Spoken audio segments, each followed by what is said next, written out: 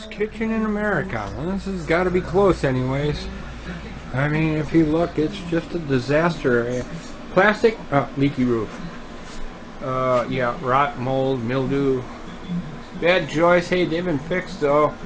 Yeah, kind of a rotted wall. Cabinets.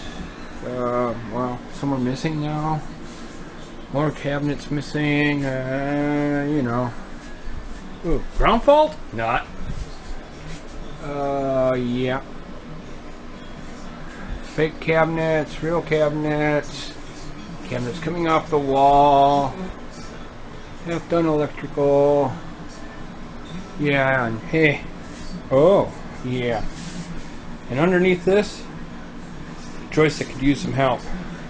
Well, there's a quick tour of what we like to call our kitchen.